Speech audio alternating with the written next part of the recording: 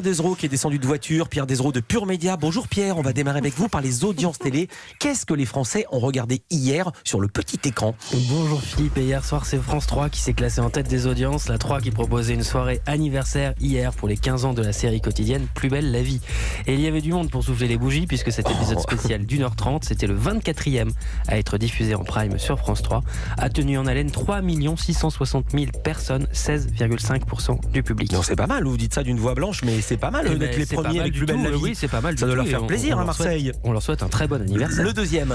Deuxième TF1 avec SWAT, sa série américaine du mardi soir. 2 épisodes inédits étaient au programme de la soirée et en moyenne, la série portée par Chez Marmour a pu compter sur 3 300 000 téléspectateurs, ce qui représente 15,4% de part d'audience, est en baisse d'environ 500 000 personnes sur une semaine.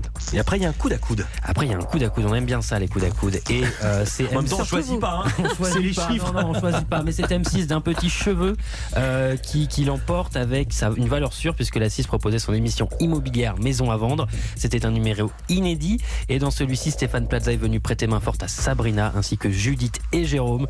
Et l'agent immobilier de la 6 a pu compter sur 2 millions de téléspectateurs, 9,6% de part d'audience. 2 millions de téléspectateurs, c'est aussi le score réalisé hier par la rentrée de Cash Investigation, le magazine d'Élise Lucet sur France 2. Pour ce grand retour, le magazine proposait une enquête de Sandrine Rigaud intitulée « Au secours, mon patron est un algorithme » et consacrée aux petites mains qui travaillent pour Google, Facebook et Uber. Et donc 2 millions de téléspectateurs au final, 10,2% de part d'audience. C'est beaucoup moins que la rentrée de Cash Investigation l'année dernière.